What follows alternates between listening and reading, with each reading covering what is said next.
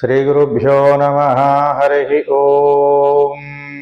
ओं नमो भगवते वासुदेवाय। मनोजगर्वमोचनं विशालफाललोचनं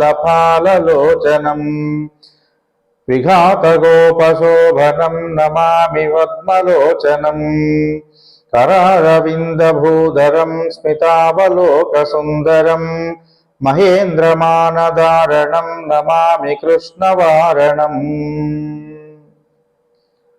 సర్వవిధములైనటువంటి పాపములను హరించువాడైన శ్రీకృష్ణ భగవానుని యొక్క పాదపద్మములకు నమస్కరిస్తూ శ్రీ వాసుదేవార్చనం యూట్యూబ్ ఛానల్ని వీక్షిస్తూ ఇందలి విశేషాలు తెలుసుకుంటూ ఉన్నటువంటి అందరికీ మనఃపూర్వకమైనటువంటి నమస్సుమాంజలి అర్పిస్తూ ఉన్నాను. మనం ప్రతిరోజు తెలుసుకుంటూ ఉన్నటువంటి తిరుప్పావై పాసుర విశేషాలలో భాగంగా రేపు 10వ పాసురం మనం అందరం కూడా పఠించుకోవాలి. అలా మనమందరం ప్రతిరోజు పఠిస్తూ ఉన్నటువంటి ఈ పాసుర విశేషాల్లో భాగంగా 10వ పాసురానికి పూర్వంగా దాని గురించినటువంటి విశేషాన్ని ఈ రోజున మనం తెలుసుకుందాం. భగవత్ ప్రాప్తికి భగవంతుణ్ణి పొందడానికి అని అర్థం. భగవంతుణ్ణి మనం అందరం కూడా పొందాలి అంటే అనేక రకాలైనటువంటి ఉపాయాలు ఉన్నట్లుగా కనిపిస్తాయి.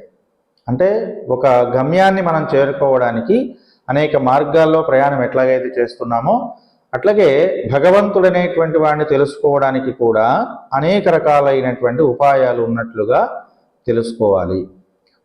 అవేమిటివి అంటే మొదటిది నిష్కామ కర్మ, ఎలాంటి కోరికలు లేకుండా కార్యక్రమాన్ని ఆచరించడం.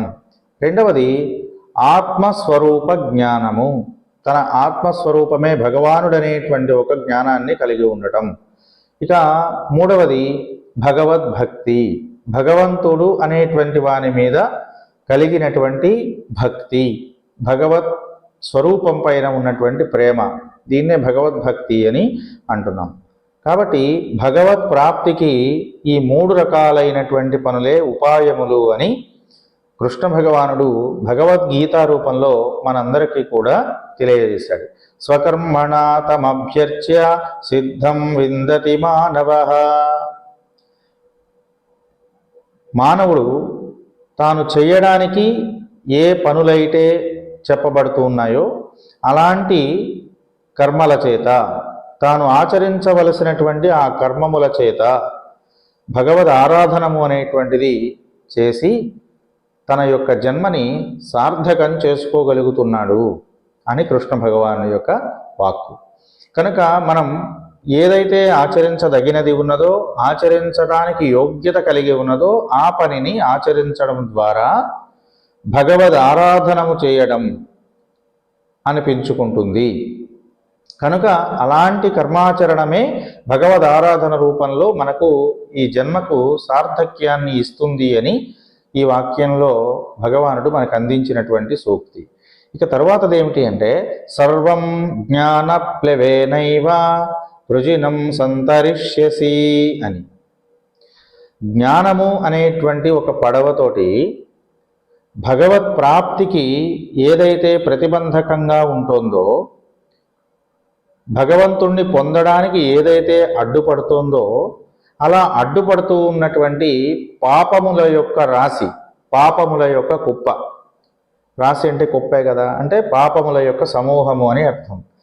అసలు మనం భగవంతుణ్ణి చేరుకోవడానికి అడ్డం పడేది ఏది అంటే ఇదిగో ఈ పాపములు, మనకు తెలుసో తెలియకో చేసినటువంటి ఆ పాపములే అడ్డుగోడగా నిలబడి భగవంతుణ్ణి చేరుకోవడానికి ఆటంకం అవుతోంది అనేటువంటి ఒక జ్ఞానాన్ని పొందడము, దీన్నే ఆత్మస్వరూప జ్ఞానము అని పిలుస్తారు. అట్లాంటి ఆత్మస్వరూప జ్ఞానాన్ని ఎవరైతే పొందగలుగుతూ ఉన్నాడో ఆ జ్ఞానం అనేటువంటి పడవ ఏం చేస్తుందట, భగవంతుని దగ్గరకు తీసుకుని వెళ్తుందట.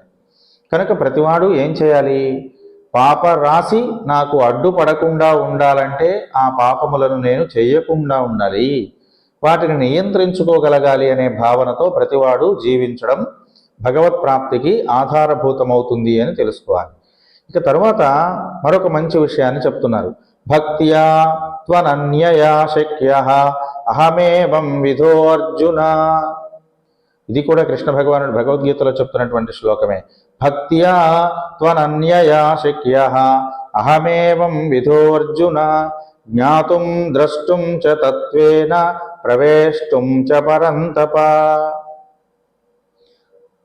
అనన్యమైనటువంటి అంటే తనకంటే ఇతరమైన అనర్థం. భక్తి చేత విశ్వాత్మకుడు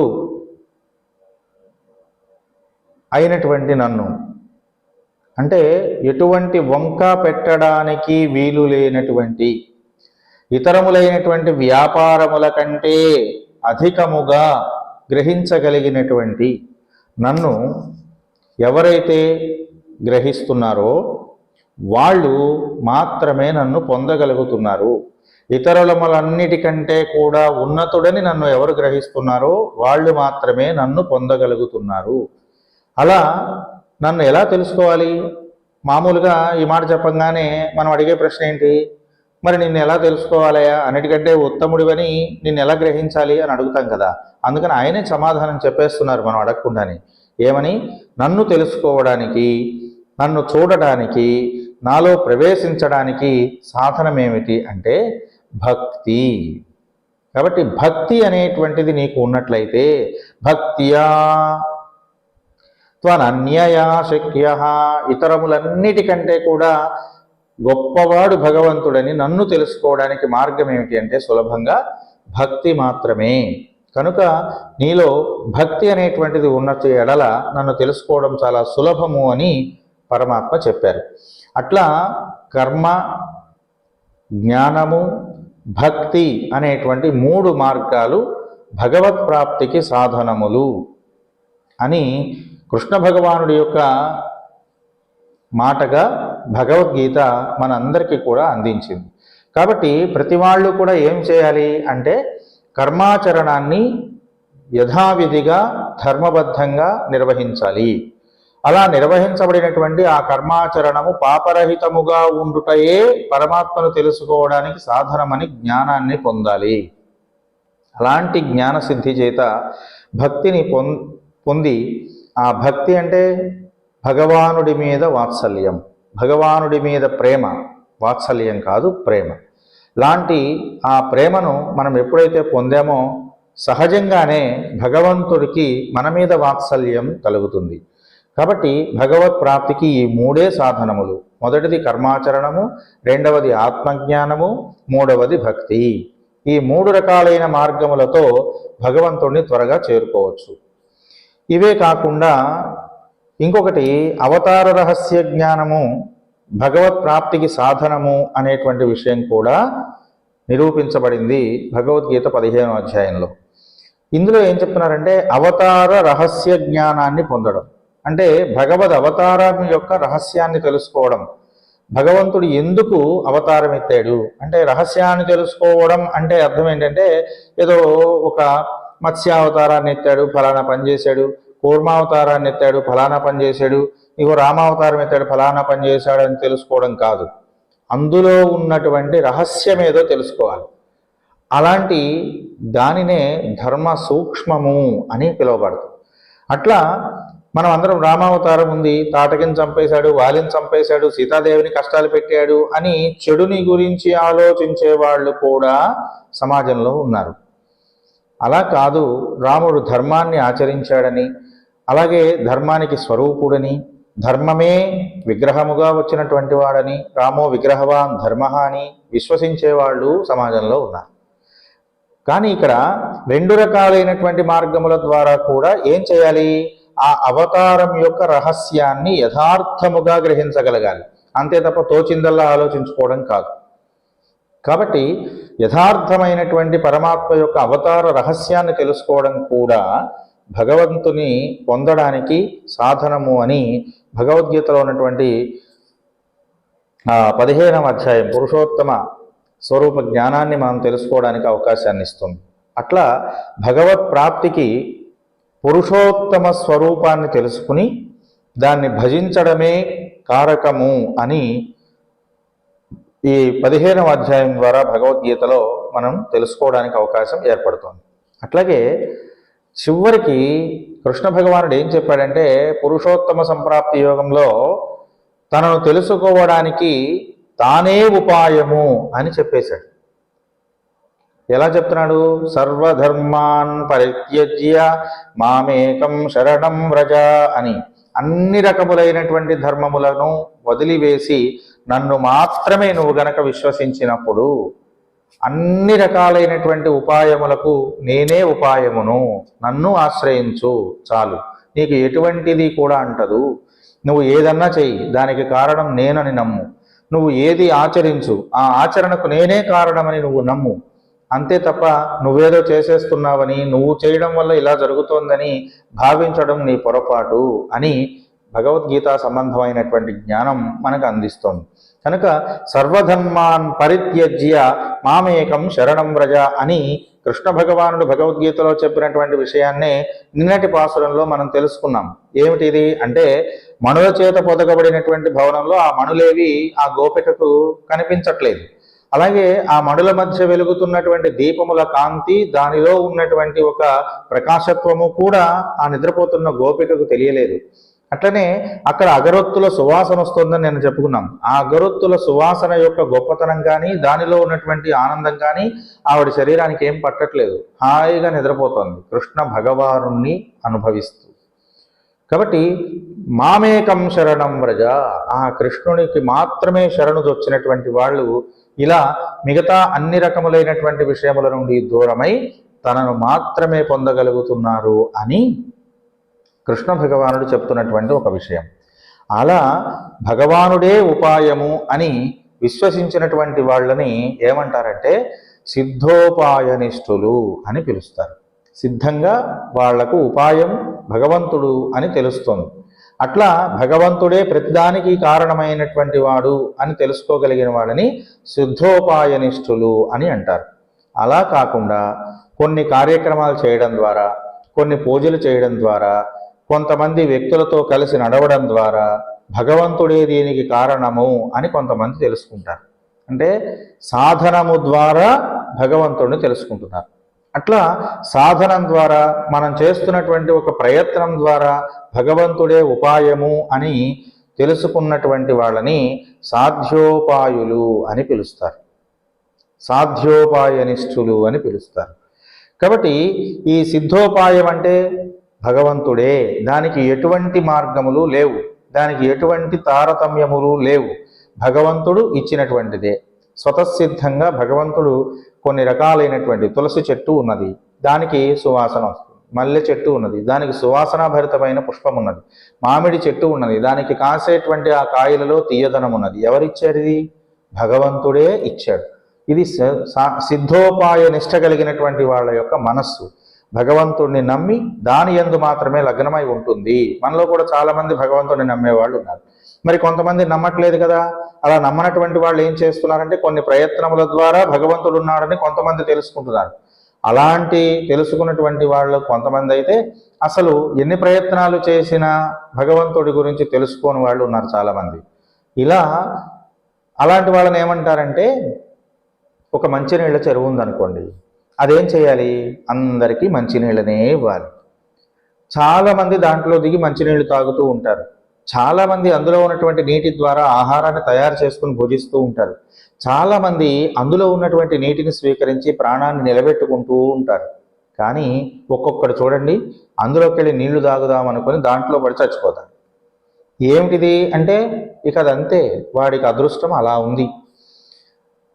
ఇక్కడ గమనించవలసిన విషయం ఏమిటంటే, అందరికీ ఉపాయాన్ని ప్రసాదిస్తున్నటువంటి భగవంతుణ్ణి తెలుసుకోగలిగినటువంటి వాడు దాన్ని తాగి దాన్ని అనుభవించి అందులో ఉన్న తీయదనాన్ని తెలుసుకుంటున్నాడు. అలా తాగలేనటువంటి వాడికి భగవంతుడు ఏం చేస్తాడట? తానే తనలోకి లాగేసుకుని ఆ మంచితనాన్నితో తనని కప్పేస్తున్నాడు. ఇది మనం తెలుసుకోవాల్సినటువంటి విషయం. చాలామంది ఏమంటున్నారంటే, మేము పూజలు చేస్తున్నాం, అవి చేస్తున్నాం, ఇవి చేస్తున్నాం, అయినా సరే మాకేం కలిసి రావట్లేదండి, వాళ్ళు ఏమి చేయట్లేదు కానీ వాడికి కలిసి వస్తుంది అంటే, అలా తెలుసుకోనటువంటి వాడికి భగవంతుడు తెలియచెబుతాడు. కనుక భగవంతుడు తెలియచెప్పేటువంటి వరకు మనం ఉండం. కాకపోతే చూడండి, చాలామంది అనేక రకాలైనటువంటి కార్యక్రమాలు చేస్తూ చేస్తూ చేస్తూ ఉన్నట్టుండి పరలోకాన్ని పొందుతున్నారు. వాళ్ళకి ఎటువంటి చీకు-చింత శారీరకమైనటువంటి బాధలు లేకుండా పోతున్నారు. కానీ కొంతమంది చూడండి, శారీరకంగా ఎంతో ఇబ్బంది పడి పడి పడి పడి పడి తీసుకుని ప్రపంచం అందరి చేత తిట్లు తిని, ఇంట్లో వాళ్ళ చేత తిట్లు తిని అనేక రకాలైనటువంటి వ్యతిరేకతలు తెచ్చుకొని చనిపోతున్నారు. ఎందుకు ఇలాంటి పరిస్థితి అని అంటే, వాళ్ళు జీవించినటువంటి యొక్క విధానం వల్ల వాళ్ళకి కలుగుతున్నటువంటి కర్మఫలం అది. కాబట్టి భగవంతుడు అనేటువంటి వాడు ఏది ఎప్పుడు ఎవరికి ఎలా ఇవ్వాలో వాళ్లకు అలాగే అందిస్తాడు. అందుకనే ఆయన ఏమన్నాడు, సర్వధర్మాన్ పరిత్యజ్య మామేకం శరణం వ్రజ అన్నాడు. మిగతావన్నీ వదిలేవయ్యా, నీకెందుకు బాధ, నేనున్నాను కదా అంటున్నాడు. కనుక ఆయన ఉన్నాడని నమ్మగలిగినటువంటి వాళ్ళకి ఖచ్చితంగా ఉంటాడు. లేడనేటువంటి వాడికి ఖచ్చితంగా ఏదో ఒక సందర్భంలో ఎక్కడ ఉన్నాడో తెలియజెబుతాడు. కాబట్టి మనం ఎటువంటి చింత మనం పడవలసినటువంటి అవసరం లేదు అని భగవంతుడిని ఆశ్రయించినటువంటి సిద్ధోపాయనిష్ఠులు చెప్పేటువంటి విషయం. సాధ్యోపాయనిష్ఠులు అంటే కొంత సాధన చేయడం ద్వారా అనగనగర ఆగమతిశయిల్లు చునుండు తినగ తినగవే ముతియనుండు సాధనమున పనులు సమకూరు ధరలోన విశ్వదాభిరామ వినురవేమా. చిన్ననాడు బడిలో గురువుగారు పాఠం చెప్పినప్పుడు అనగా అనగా అనగా అనగా అది నోటుకొచ్చేస్తుందిరా అబ్బాయి, అందుకనే ఈ పాఠం చెప్పారు. ఇలాగా తినంగా తినంగా వేపాకు తీయగా ఉంటుంది. ఇవన్నీ సామాన్యంగా కనిపించేటువంటి ఉదాహరణలు.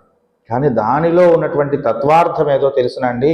ఇదిగో ఇదే, అనగననగ రాగమతిశయిల్లు చునుండు, అనగా అనగా హరి హరి హరి హరి హరి కృష్ణ కృష్ణ కృష్ణ కృష్ణ రామ రామ రామ అంటూ అంటూ అంటూ ఉండంగా కొన్నాళ్ళటికట భగవంతుని మీద రాగం ఏర్పడుతుంది. దీన్నే అనురాగము అంటారు. అలాంటి అనురాగము మనకి భగవంతుడి మీద కలగాలంటే ఏం చేయాలి? నామస్మరణం చేయాలి. అలాగే తినగ తినగవేమో తీయనుండు, భగవంతుని యొక్క లీలలను మాయలను అనుభవిస్తూ ఉండంగా ఆ కష్టములన్నీ కూడా ఏమవుతున్నాయి? చివరకు ఒక తీయనైనటువంటి మధుర పదార్థంగా భగవద్భక్తిని మనకు కలిగిస్తాయి అని చెప్పడమే ఇందులో ఉన్నటువంటి విశేషం. సాంసార సంబంధమైనటువంటి అన్ని రకములైన బాధలు అనుభవించేటప్పుడు ఎలా ఉంటాయట? వేపాకు తింటూ ఉంటే చేదుగా ఎలా అనుభవిస్తుందో, ఎలా తెలుస్తోందో, ఈ సాంసార సంబంధమైనటువంటి అన్ని రకాల విషయాలు అలా వేపాకు వలె చేదుగా ఉంటాయట. కానీ చివరికి దాన్ని తినంగా అలవాటు పడిపోతాం. అట్లా అలవాటు పడపడం ద్వారా ఏమవుతుందట? ఆ కష్టమే సుఖమై తరువాత వాళ్లకు ఆదర్శప్రాయం అవుతోంది కదా. మనం అనుభవిస్తున్న విషయమే కదా ఇది, కొత్తగా చెప్పాల్సిన అవసరం లేదు. కానీ బడిలో 5వ తరగతిలోనూ 4వ తరగతిలోనూ గురువుగారు చెప్పినప్పుడు ఏమనుకున్నాం? తినంగా వేపాకు తీయగా మారుతుందట, ఇవి కథలు కాకపోతే ఏమిటి అని అనుకుంటాం. కానీ కథలు కాదండి, అవి నైతిక విలువలను పెంపొందింపచేసేటువంటి మార్గములవి. అలాంటి గొప్ప గొప్ప విషయాలు వాళ్ళ పిల్లలకి మనం చెప్పట్లేదు. పురాణాల్లోంచి ఇతిహాసాల్లోంచి కథలు తీసుకుని ఆ కథలు తాతమ్మలు నాయనమ్మలు పూర్వంలో చెబితే మనం కొంతవరకైనా ఇలాంటి విలువలతో బతుకుతున్నాం. రాబోయే తరం విలువలు లేకుండా, రాబోయే తరం ఏం కాదు, మన కళ్ళ ముందు తిరుగుతున్నటువంటి పెరుగుతున్న సమాజమే విలువలు అసలు ఉన్నాయండి? గురువుల్ని గౌరవించేవాళ్ళు ఉన్నారా? పెద్దలను గౌరవించేవాళ్ళు ఉన్నారా? ఆ పెద్దవాడు అయితే ఏమిటట అనేటువంటి ఒక భావం, ఆ బ్రాహ్మణుడు అయితే ఏంటిట అనేటువంటి ఒక భావం, ఉపాధ్యాయుడు అయితే ఏంటిట అనేటువంటి ఒక భావం, మేం కట్టే ఫీజులతో బతుకుతున్నాడు వీడు ఏమిటిట అనే భావం. ఇది కాదండి. విలువలు అంటే నీతివంతమైనవి. నీతి అంటే ఏమిటి? ఏది చెయ్యాలో అది చెయ్యడం నీతి. కాబట్టి ఇట్లాంటి విషయాలు ఎలా తెలుస్తాయి పిల్లలకు? పురాణములు ఇతిహాసములు మొదలైన వాటి నుండి కథలను స్వీకరించి వాటిని అర్థవంతంగా పిల్లలకు చెప్పాలి. అర్థరహితంగా చెబితే ఉపయోగం లేదు. కాబట్టి ఎప్పుడైనా అలాంటి విశేషాలని తెలియచెప్పడం ద్వారా భగవంతుని వైపుకి మనస్సుని మరల్చగలిగితే దీన్ని సాధ్య ఉపాయనిష్ఠులు అని పిలుస్తారు. కనుక ప్రయత్నం ద్వారా భగవంతుణ్ణి తెలుసుకోవచ్చు. అట్లాంటి వాళ్ళని సాధ్యోపాయనిష్ఠులని అంటారు. కేవలం భగవద్భక్తితో జీవనాన్ని గడిపేటువంటి వాళ్ళందరూ కూడా కొంతమంది ఉంటారు, వీళ్ళకి సిద్ధోపాయనిష్ఠులని పిలువబడతారు. ఇప్పుడు ఈ రోజున అంటే 10వ రోజు పాసురంలో కూడా మరొక గోపికను నిద్రలేపుతున్నారండి వీళ్ళు. ఇలా నిద్రలేపేటువంటి ఆ గోపిక, ఈ విషయం అంతా ఎందుకు చెప్తున్నానంటే, ఈ గోపిక స్వతసిద్ధంగా ఉపాయము భగవంతుడిని నమ్మినటువంటి గోపిక.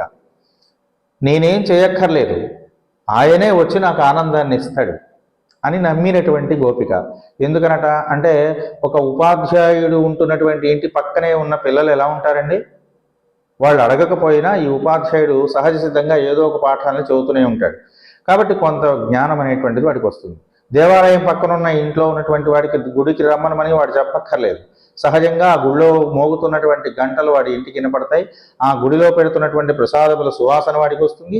ఆ గుడిలో జరుగుతున్నటువంటి పూజలన్నీ కూడా వాడి ఇంటికి వినపడుతూనే ఉంటాయి. వాడు అడిగాడా?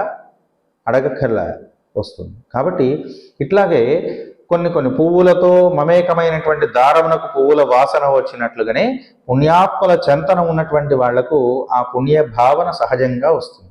కనుక ఈ గోపికట కృష్ణుని ఇంటి పక్కనే నివాసం ఉంటుందట. అందుచేత ఆవిడికి ప్రశాంతంగా నిద్రపోతుంది. కృష్ణుడే నా దగ్గరికి వస్తాడు, నేను వెళ్ళాల్సిన అవసరమే ఉంది అని. అందుచేత ఆవిడ నిద్ర లేపడం ఇందులో ఉన్నటువంటి విశేషం. ఏమండి, ఆవిడని నిద్ర లేపితే వీళ్ళకి ఏంటి ఉపయోగం అంటే ఏం లేదండి. ఇక్కడ విషయం ఏంటంటే, ప్రతిరోజు గుడిలో నుంచి వస్తున్నటువంటి మంగళకరమైనటువంటి ధ్వనులు, మంగళప్రదమైన సువాసనలు, ఇలాంటి వాటిని ఆస్వాదించేవాడు మన దగ్గర ఉంటే ఏమవుతుందంటే, ఆ సువాసన ఫలం యొక్క గొప్పతనం ఏదో మనకు తెలుస్తుంది. కనుక ఆ గొప్పతనాన్ని తెలుసుకోవడం కోసం వీళ్ళు ఆ గోపికను నిద్రలేపుతున్నారు. అలా నిద్రపోతున్నటువంటి ఈ గోపిక ప్రజలందరికీ, ఉన్నటువంటి గోపికలందరికీ కూడా పరమాత్మను పొందడానికి ఒక ఆధారమని వీళ్ళు భావిస్తున్నారు. కనుక ఆవిడ్ని నిద్ర లేపాలి అని ప్రయత్నించి నిద్ర లేపుతున్నారు. నిద్ర లేపడంలో కూడా ఎలా లేపుతున్నారు తెలుసా అండి? కృష్ణుడి భవనానికి పక్కనే ఉండే భవనంలో ఉన్నటువంటి ఓ పిల్ల, మధ్యలో నీకు కృష్ణుడికి మధ్య ఒక గోడ మాత్రమే అడ్డం ఉంది. కాబట్టి కృష్ణుడు రావాలంటే తలుపు తీసుకొని రావక్కర్లేదు. అవసరమైతే గోడ దూకేసైనా రాగలడు, గోడ పగలగొట్టైనా రాగలడు. ఎందుకని? ఆయన రావాలనుకుంటున్నాడు కనుక. కాబట్టి పక్కనే ఉన్న ఇంట్లోకి రావడం సులభం కదా. కాబట్టి కృష్ణుడు ఎప్పటికైనా అలా నా దగ్గరికి వచ్చేస్తాడని నువ్వు నమ్మి నిద్రపోతున్నట్టున్నావు.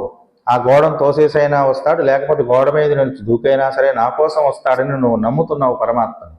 కనుక నీవు ఇంట్లో నుంచి బయటికి రావకుండా ప్రశాంతంగా నిద్రపోతున్నట్టున్నావమ్మా, ఆనందాన్ని పొందుతూ. అది నువ్వు ఒక్కదాన్నే అనుభవించేటువంటి, నువ్వు ఒక్కదానివే పొందదగినటువంటి ఆనందం కాదమ్మా, అందరితో కలిసి పొందవలసినటువంటి ఆనందం. కనుక మాకు కూడా ఆనందాన్ని ప్రసాదింప చేయాలంటే నువ్వు నిద్ర లేచి రావాలని ఆవిడ లేపుతున్నారు. అంతేకాకుండా పరమాత్మ ఆనంద స్వరూపుడు. ఆనందాన్ని ఇవ్వడానికి ఆయన యొక్క ఆనంద స్వరూపమే కారకమవుతోంది. ఆ ఆనందాన్ని కొందరు పొందటానికి ప్రయత్నిస్తూ ఉంటారు. కొంతమంది ఆనందాన్ని మనం ప్రయత్నిస్తే తప్ప రాదు అని భావిస్తూ ఉంటారు. కొంతమంది ఆ పరమాత్మయే ఆనందాన్ని ఇస్తాడని నమ్ముతారు. కాబట్టి అట్లా ఇచ్చేటువంటి ఆ పరమాత్మని ఇంటి పక్కనే ఉన్నాడని, ఆయనే వచ్చి నాకు ఆనందాన్ని ఇస్తాడని నమ్మి నువ్వు ఇంట్లో ఉంటున్నట్టున్నావు.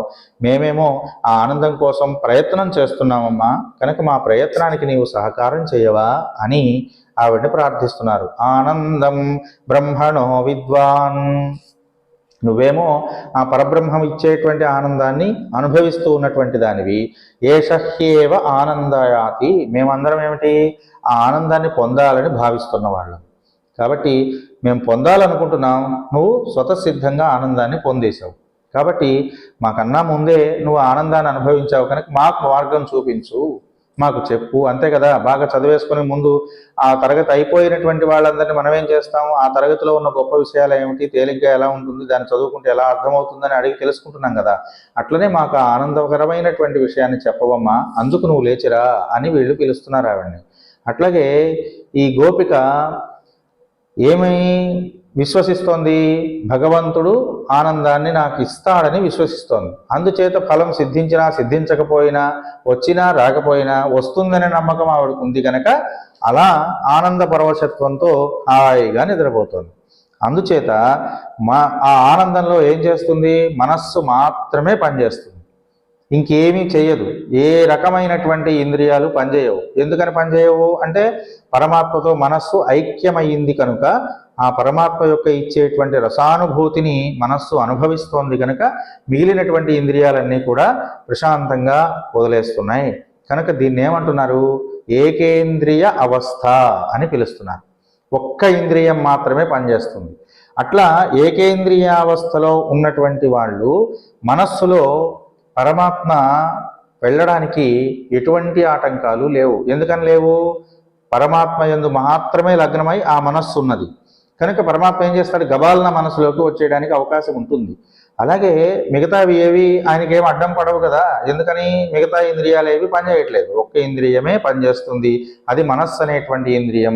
కనుక ఆ మనస్సు అనేటువంటి ఇంద్రియం కూడా భగవంతుని రాకకై ఎదురు చూస్తూ పరమాత్మతో సమైక్యాన్ని పొందుతూ ఆనందానుభూతిని పొందుతోంది. కనుక భగవానుడు దాంట్లోకి వెళ్ళడం చాలా సులభతరమైన విషయము.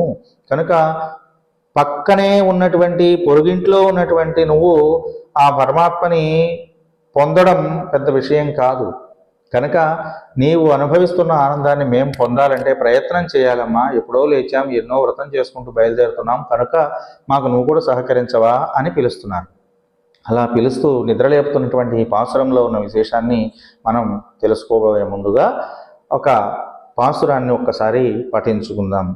నోత్తుచ్చురవక్కం పుగుగిన్ర అమ్మనాయ్ மாத்தமும் தாராரோ வாசல் திரவாதார் நாத்தத்துளாய் முடி நாராயணன் நம்மால் போத்தப்பறை தரும் புண்ணியனால் பண்டொரு நாள் கூத்தத்தின் வாய் வேழுந்த கும்பகரணனும் தோத்து முனக்கே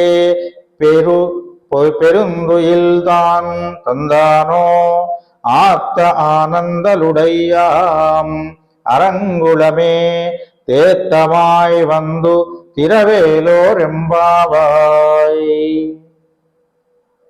చూడండి, చాలా ప్రేమతో పిలుస్తున్నారు. పిలవడం కూడా ఎలా పిలుస్తున్నారు తెలిసిన? నోత్తుం, ఒక నోముని చేసుకుని వ్రతాన్ని చేసేసుకుని, సువర్గం, సువర్గం అంటే స్వర్గం, స్వర్గాన్ని, స్వర్గ సుఖాన్ని పురోగిందన్ పొందడం కోసం స్వర్గంలోకి ప్రవేశించినటువంటి అమ్మనాయ్, ఓ అమ్మా అంటున్నాను. వ్రతాన్ని ఆచరించేసేసి ప్రశాంతంగా ఫలితాన్ని అనుభవించేస్తున్నావు నువ్వు. అందుకనే వ్రతం చేయాలని కోరుకుంటున్నటువంటి మా మాట నీకు వినపడట్లేదా, లేవట్లేదేమిటి నువ్వు అంటున్నారు. వాషల్ తిరవాదార్, వాకిలి తెరవకపోయినప్పటికీ కూడా మాత్తుమం, కనీసం మా మాటన్నా వినపడుతోందా నీకు? కనీసం మాట్లాడడానికి కూడా బాధపడతావేంటమ్మా? తారారో, కనీసం సమాధానమైన చెప్పచ్చు కదా నువ్వు. నాత్త తుళాయ్, సువాసనతో కూడుకున్నటువంటి తులసి చేత అలంకరించబడినటువంటి ఆ కృష్ణ పరమాత్మ, ముడి అంటే కిరీటము కలిగినటువంటి ఆ పరమాత్మ, తులసి సువాసన చేత ఉన్నటువంటి ఆ కృష్ణ పరమాత్మ పొరబాడి పొరైతరువం, పరానందాన్ని ప్రసాదించేటువంటి ఆ కృష్ణ భగవానుడు, పుణ్యనాల్, పుణ్యస్వరూపుడైనటువంటి ఆ కృష్ణ భగవానుడు, వండు వరుణాళ్, ఒకప్పుడు కుంభకర్ణుడు అనేటువంటి వాడికి మృత్యువుని ప్రసాదించినటువంటి ఆ కృష్ణ భగవానుడు నీ యందు ఉన్నాడని, నీ ఇంట్లో ఉన్నాడని నువ్వు చెప్పకుండానే తెలుస్తోందమ్మా. లేడు లేడు, నువ్వు వెళ్ళిపోండి, నన్నెందుకు నిద్రలేపుతున్నారని నువ్వు అంటావేమో. అలా అన్నా మేము నమ్మం. ఎందుకని నమ్మము? ఇంట్లో నుంచి కృష్ణుడు ఎప్పుడు కూడా ఆనందంతో ధరించేటువంటి ఆ తులసి మాలల యొక్క సుగంధం బయటికి వస్తోందమ్మా. కాబట్టి ఆ కృష్ణునితో ఆ అనుభవాన్ని, ఆనందాన్ని నువ్వు పొందుతున్నావని మేము విశ్వసిస్తున్నాం. కనుక నీవు వచ్చి మమ్మల్ని మాట్లాడవమ్మా. కనీసం బయటికి రాకపోతే రాకపోయావు, ఒకవేళ బయటకు వస్తే ఆ కృష్ణుడు ఎక్కడ దూరం అయిపోతాడో అన్న భావన చేత నువ్వు బయటికి రావట్లేదా? పోనీ కనీసం లోపల నుండైనా మాట్లాడవమ్మా, సమాధానం అమ్మా చెప్పవమ్మా అని ప్రార్థిస్తూ, కుంభకర్ణుడు అనేటువంటి వాడికి నిద్ర బాగా అలంకారం. మనందరికీ తెలుసు కుంభకర్ణుడు 6 నెలలు నిద్రపోతాడని. అలాంటి కుంభకర్ణుడు కృష్ణుడి చేతిలో మరణించాడు కదా. అలా కృష్ణుడి చేతిలో మరణించినటువంటి ఆ కుంభకర్ణుడి దగ్గర నువ్వు కృష్ణుని యొక్క మత్తు చేత, కృష్ణునితో ఉన్నటువంటి ఆ అనుభవమైనటువంటి ఆనంద పారవశత్వం చేత నిద్రపోతూ కుంభకర్ణుడిని కూడా నువ్వు ఓడించేశావేమో. అలా చనిపోతూ ఆ కుంభకర్ణుడు ఏం చేశాడు? ఆ నిద్రంతా నీకు ఇచ్చాడా? అందుకనే లేవట్లేదా నువ్వు అని ఆవిడ్ని ప్రశ్నిస్తున్నారు వీళ్ళందరూ కూడా. అలా ప్రశ్నిస్తూ, లేవకపోతే లేవకపోయావమ్మా, కనీసం మాటన్నా చెప్పవమ్మా, శ్రీమన్నారాయణుడిని మేము ప్రార్థిస్తున్నాము, నారాయణమూర్తి నీ దగ్గర ఉన్నాడని మేము నమ్ముతున్నాం కనుక మాట్లాడవా అని కేకలేస్తూ నిద్రలేపుతున్నారండి. అలా నిద్రలేపుతున్నటువంటి ఈ పాసురంలో ఉన్న విశేషాలు ఏమిటో ఒక్కసారి సూచనాప్రాయంగా తెలుసుకుందాం. నోత్తొచ్చు వరక్కుం పోగిన్ర అమ్మనాయ్. ముందుగానే ఆ కృష్ణుని యొక్క నోమంతా కూడా నోచేసుకుని ఫలితాన్ని అనుభవిస్తున్న దానివి గనక నీకు లేవాలని అనిపించట్లేదేమో, కానీ మేమందరం దానికోసం ఎదురు చూస్తున్నామమ్మా. లేచి ఆ కృష్ణుడే ఉపాయం అనేటువంటి ఒక పరమానందాన్ని మాకు కూడా పొందేందుకు అవకాశం ఇవ్వవా అని అడుగుతున్నారు. ఏచ వేద విదో విప్రా ఏచాధ్యాత్మ విదో జనాః తే వదంతి మహాత్మానం కృష్ణం ధర్మం సనాతనం అని. వేదవేత్తలైనటువంటి బ్రాహ్మణులు, వేదాన్ని మొత్తాన్ని చదువుకున్నటువంటి బ్రాహ్మణోత్తములు, అధ్యాత్మ విధులైనటువంటి జ్ఞానులు, ఆచార్యులు మొదలైనటువంటి వాళ్ళు, అలాంటి వాళ్ళందరూ కూడా కృష్ణ భగవానుడు అనేటువంటి వాడినే సనాతన ధర్మముగా పేర్కొన్నారమ్మా. అందుచేత ఆ కృష్ణ భగవానుణ్ణి నువ్వు ఆశ్రయం పొందేశావు కనుక నీకు కృష్ణ భగవానుడు అంటే తెలుసు, కాబట్టి నీకేమీ చలనం లేకుండా ఉన్నట్లున్నావు. కానీ మేమందరం ఆయన తెలుసుకోవాలనుకుంటున్నామమ్మా. కనుక వేదవేత్తల వలె విప్రుల వలె ప్రశాంత చిత్తంతో నువ్వు ఉన్నావు, అలాంటి చిత్తం మాకు కూడా కావాలని కోరుకుంటున్నామమ్మా. కనుక ఒక్కసారి లేచి కృష్ణ భగవానుడి యొక్క అనుగ్రహం పొందేందుకు మాతో సహకరించవమ్మా అని పిలుస్తున్నారు.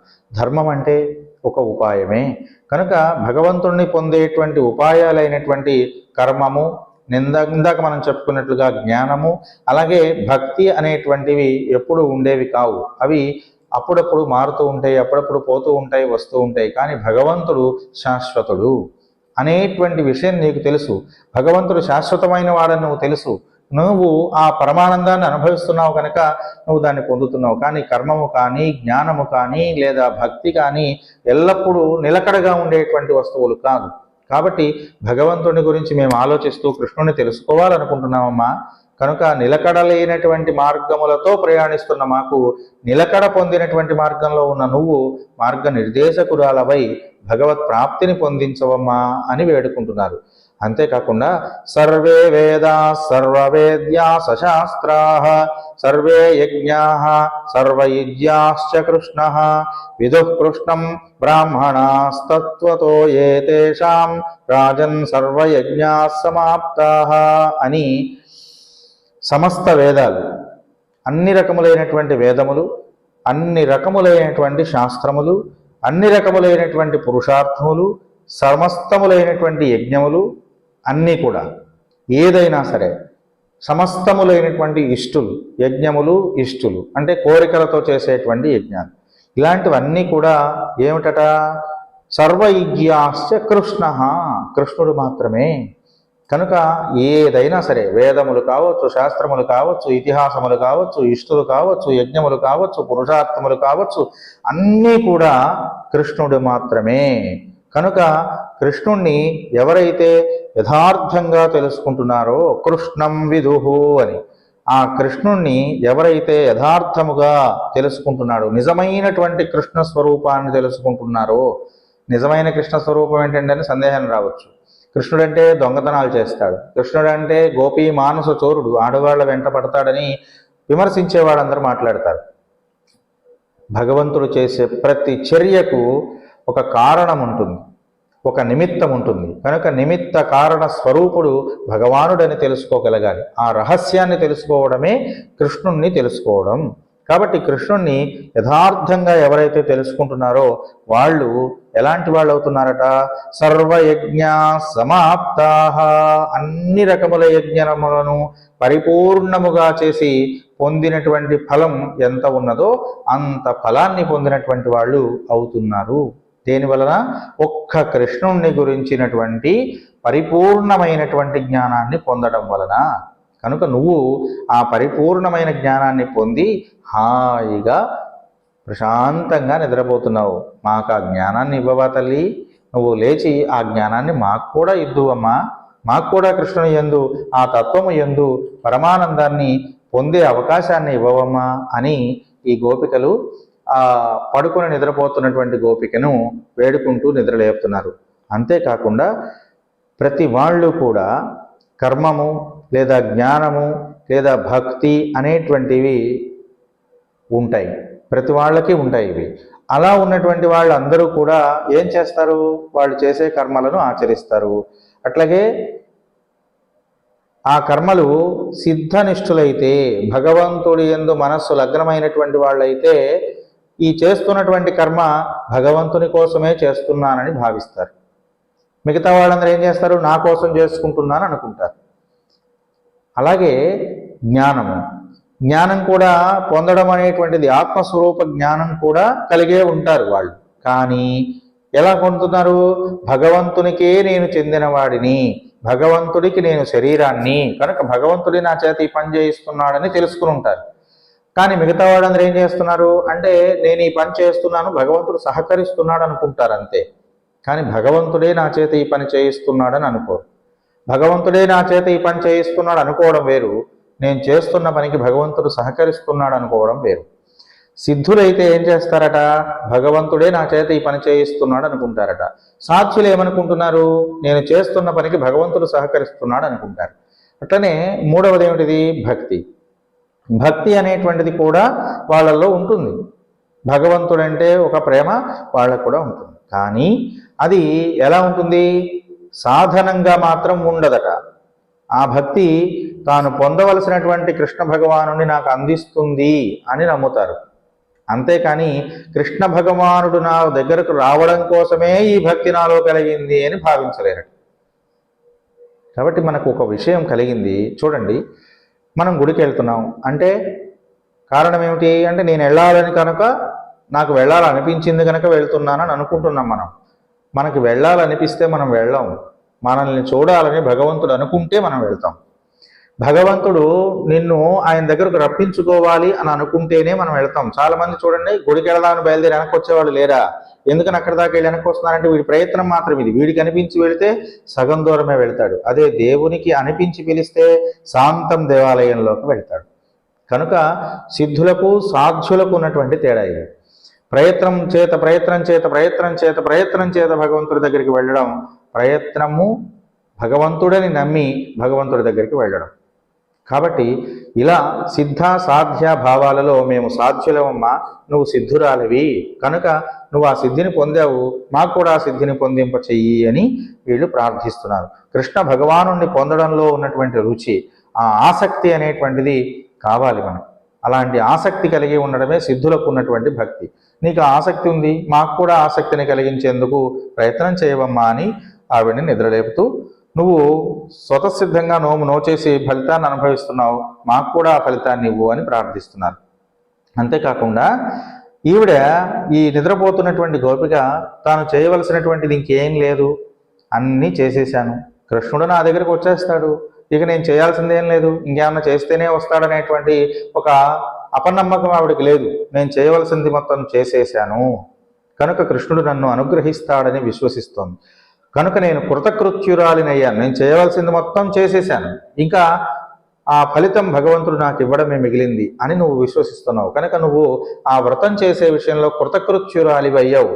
మేము కూడా అవ్వాలనుకుంటున్నామమ్మా, కనుక మమ్మల్ని కూడా కృతకృత్యుల్ని చెయ్యి అని ప్రార్థిస్తున్నారు. అంతేకాకుండా భగవానుడు కృతకృత్యులైనటువంటి వాళ్లకు ఎల్లప్పుడూ కూడా దగ్గరగా ఉంటాడట.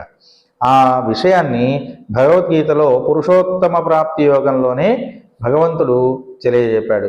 యో మామేవమసమ్మూఢః జానాతి పురుషోత్తమం స సర్వవిదత్ భజతి మాం సర్వభావేన భారత అంటూ, పురుషోత్తముడనైనటువంటి నన్ను, అన్ని పురుషములకు ఉత్తముడనైనటువంటి నన్ను ఎవడు ఏ విధంగా తెలుసుకుంటున్నాడో వాడు మొత్తాన్ని తెలుసుకున్నటువంటి వాడై నన్నే భజిస్తాడు, మిగతా విషయాలని గురించి ఆలోచించడు.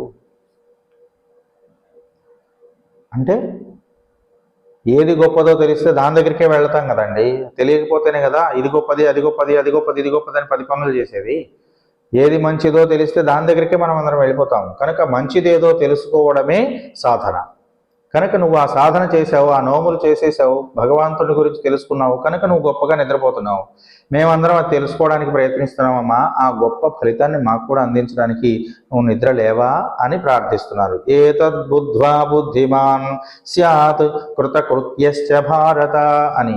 కృతకృత్యుడు అని ఎవరిని పిలుస్తారట అంటే ఏది నిజమో, ఏది సత్యమో, ఏది శాశ్వతమో దాన్ని తెలుసుకున్నవాడు కృతకృత్యుడు.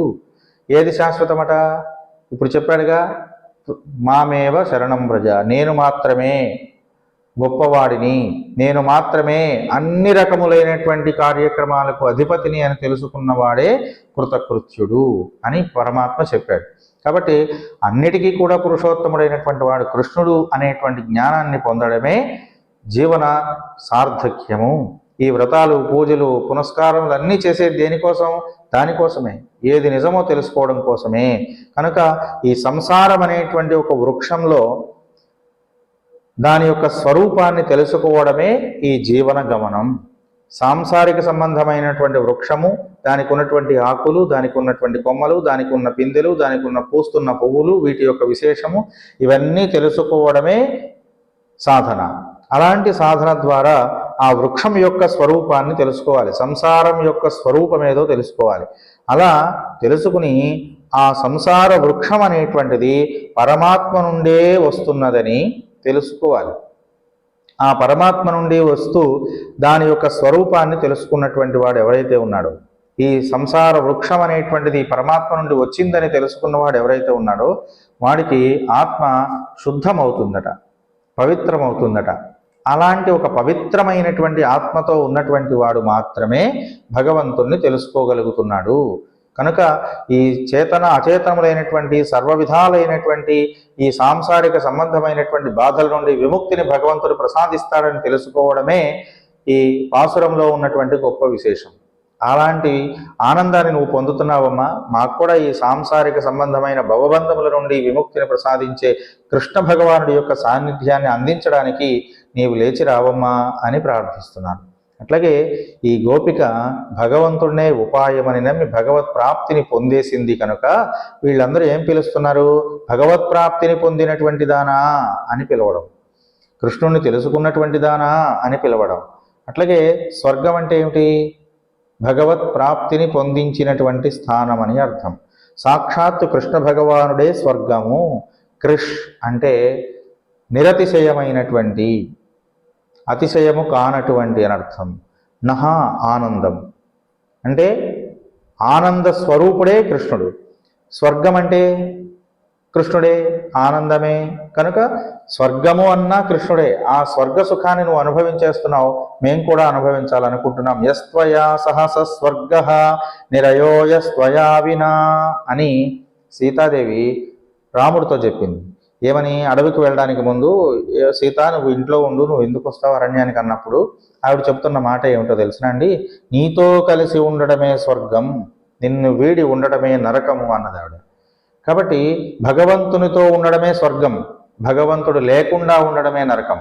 కాబట్టి సీతాదేవి మనకిచ్చినటువంటి ఒక సూక్తిది.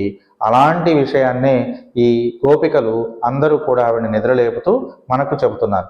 మాత్తముం తారారో వాషల్ తిరవాధర్. తలుపు తెరవకపోతే పోయావమ్మా, కనీసం మాట అయినా మాట్లాడవమ్మా, మాకు ఒక మార్గాన్ని సూచించవమ్మా అని చెప్తున్నారు. ఇక్కడ కూడా మనకు రామచంద్రుడికి సంబంధించినటువంటి ఒక రామాయణంలో మంచి ఉదాహరణ ఉన్నది. ఆంజనేయ స్వామి శ్రీరామచంద్రమూర్తి యొక్క విజయవార్తని చెప్పంగానే సీతమ్మ అన్నదట, ప్రహర్షేణావరుద్ధాస వ్యాజహారచన కించన అని. ఆయన చెప్పంగానే మాట రాలేదు కావిడికి. ఆంజనేయుడు రామచంద్రుడు విజయాన్ని పొందాడమ్మా అని వార్త చెప్పంగానే సీతాదేవి నిశ్చేష్టురాలై మాట్లాడడం కూడా మానేసింది, మాట రాలేదట. అలాగే నువ్వు కూడా కృష్ణునితో పరమానందాన్ని పొందడం వల్ల మాట్లాడలేకపోతున్నావేమో, ఆ ఆనందాన్ని మేము పొందాలనుకుంటున్నామమ్మా, అందుకోసమైనా మాట్లాడవా అని వేడుకుంటున్నారు. కనుక మధురా మధురాలాప కిమాహ మమ భావిని అని రామచంద్రుడు అడిగాడు. ఏమని?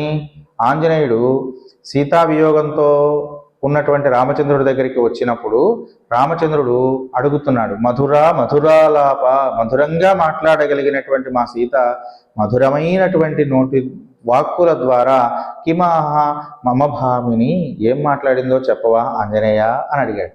కనుక భగవంతుడు దేనిని కోరుకుంటాడట? మధురాలాపములను కోరుకుంటాడట. తనకిష్టమైనటువంటి వాళ్ళ యొక్క మాటలను కోరుకుంటాడు.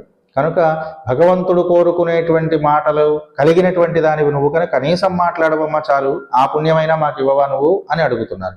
నా తొళాయి ముడి నారాయణన్, అలా తులసి మాలల చేత కీర్తించబడుతున్నటువంటి సువాసనలు కలిగినటువంటి శ్రీమన్నారాయణమూర్తి నీ దగ్గరే ఉన్నాడని మేము నమ్ముతున్నాం. కనుక నారాయణుని నువ్వేమైనా కోల్పోతానేమోనని భయపడుతున్నావా బయటికి రావడానికి? బయటికి రాకపోతే రాకపోయావు, కనీసం మాట్లాడు. నమ్మాల్పోత్త పరైదరుం పుణ్యనాల్, సామాన్యులమైనటువంటి మేమే కృష్ణుణ్ణి కీర్తిస్తే మంగళములు పాడితే మమ్మల్ని కటాక్షిస్తున్నాడని కదా చెప్తున్నావు. అలాంటి కృష్ణ భగవానుడు ఇక నువ్వే ఆయన్ని నమ్మినటువంటి దాని వెనుక నిన్ను వదిలిపెట్టి వెళ్ళిపోతాడని నువ్వెందుకు భయపడుతున్నావు? భయపడాల్సిన పని లేదమ్మా. సామాన్యులమైన మేమే కీర్తిస్తే మమ్మల్ని కటాక్షిస్తాడు కదా, అలాంటి కృష్ణ పరమాత్మ నిన్ను వదిలిపెట్టి ఎక్కడికి వెళ్ళడమ్మా, నువ్వు వచ్చి మాకు కూడా అవకాశాన్ని ఇవ్వు, ఆనందాన్ని ఇవ్వవా అని కోరుకుంటు. అలాగే అనేక రకాలైనటువంటి ద్వేషభావాలు కలిగినటువంటి వాళ్ళు కృష్ణ భగవానుని తెలుసుకోలేక, ఆ అదృష్టాన్ని పొందలేక మంచినీటి చెరువులో పడి చనిపోయినటువంటి ఒక వ్యక్తిలాగా చనిపోతున్నారమ్మా. మేము అలాంటి ద్వేషభావాలతో లేము. నీకు ఆ ద్వేషభావన లేదు. పరమాత్మ యందు ప్రేమ మాత్రమే ఉన్నది. కనుక దానిని పొంది మాకు కూడా అలాంటి చక్కనైనటువంటి అవకాశాన్ని ఇవ్వవలసింది. శత్రువులకు కూడా శరణును ఇచ్చేటువంటి పరమాత్ముడు ఆయన. నీలాంటి దానికి ఎందుకు వదిలిపెట్టి వెళ్తాడమ్మా? మమ్మల్ని కూడా కరుణించు అని వేడుకుంటున్నారు. పన్నొరు నాళ్కు తత్తిన్ వాయ్ వీళ్ళంద కుంభకరణునం తోత్తుమునక్కే పెయిన్రుయిల్ దాన్ తందానో. ఇందాక చెప్పుకున్నట్లుగా ఆ కుంభకర్ణుడు నీలో నిద్రలో ఓడిపోయి ఆ నిద్ర అంతా నీకు ఇచ్చాడా, అందుకని లేచి రావట్లేదా అనేటువంటిది ఒక సామాన్యార్థం అండి. కానీ ఇక్కడ కుంభకరణన్ అని ద్రావిడంలో పిలవడంలో ఒక మంచి విశేషం ఉన్నది. ఈ విశేషాన్ని మనం రేపటి పాసురాన్ని చెప్పుకోవడానికి ముందుగా చెప్పుకుందామండి. ఎందుకోసం అంటే ఇప్పటికే చాలా సమయం ఈ వీడియోలో తీసుకోవాల్సి వచ్చింది. దీంట్లో ఉన్నటువంటి విశేషంలో గొప్పతనం అది. అలా ఈ కుంభకరణన్ అని చెప్పడంలో ఉన్న విశేషాన్ని రేపటి పాసురానికి ముందుగా మనం చెప్పుకుందాం. దీంట్లో మంచి విషయం ఒకటి నిక్షిప్తమై ఉన్నది. అట్లా ఆ కుంభకర్ణుడు ఇచ్చినటువంటి నిద్ర నీకు వచ్చింది అనేది సామాన్యార్థం. కానీ విశేషార్థం కూడా దీంట్లో ఉన్నది. అది రేపటి దాంట్లో మనం తెలుసుకుందాం. ఆత్త ఆనందలుడయ్యాం, కుంభకర్ణుడు ఇచ్చినటువంటి ఆ నిద్రమత్తు చేత మిగిలి మత్తైనటువంటి నిద్ర కలిగినటువంటి దానా అని పిలుస్తున్నారు. ఎందుకని? నిద్రమత్తులో నుంచి లేస్తే ఏం చేస్తామండి? శరీరం ఎలా ఉందో చూసుకోం, ఏ వస్త్రం ఎక్కడుందో చూసుకోం. అట్లా మత్తు చేత ఒకవేళ నువ్వు గబాగా లేచి మేము పిలుస్తున్నామని పరిగెత్తుకొస్తావేమో, అలా రాకమ్మా. ఆ మత్తు వదిలించుకొని మెళకువ తెచ్చుకొని బయటికి రా, అరుంగళమే అంటున్నారు. దుర్లభమైనటువంటి ఓ భూషణమా అని పిలుస్తున్నారు. భూషణం అంటే ఆభరణం. మేము పొందడానికి వీలు లేనటువంటి గొప్ప ఆభరణమమ్మా నువ్వు. అలాంటి ఆభరణమైనటువంటి నీవు మత్తు వదిలి మా దగ్గరికి వచ్చి మమ్మల్ని కరుణించవమ్మా అని వేడుకుంటున్నారు. తేత్తమాయ్ వందుదిరా, తేరుకున్నటువంటి దానిపై బయటికి రా, కృష్ణుని మధురాలాపముల నుండి బయటికి వచ్చి మమ్మల్ని కరుణించు అని వీళ్ళు ప్రార్థిస్తూ, ఈ లోక వ్యాపారం కోసం అనేక రకాల ప్రమాదాలు కలుగుతాయమ్మా, లేచిన దానివి లేచినట్టు బయటకు వస్తాయి. కాబట్టి ఆ మత్తు నుండి నువ్వు కొంచెం బయటకు వచ్చి మమ్మల్ని ఆ మత్తులోకి తీసుకువెళ్ళే మార్గాన్ని చూపించవమ్మా అని వీళ్ళందరూ కూడా ఆ గోదాదేవిని ప్రార్థిస్తున్నారండి.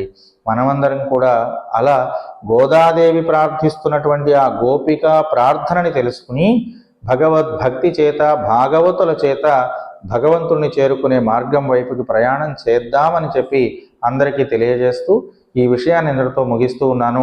స్వస్తి సర్వేషాం సమస్త సన్మంగళాని భవంతు, లోకా సమస్త సుఖినో భవంతు. స్వస్తి.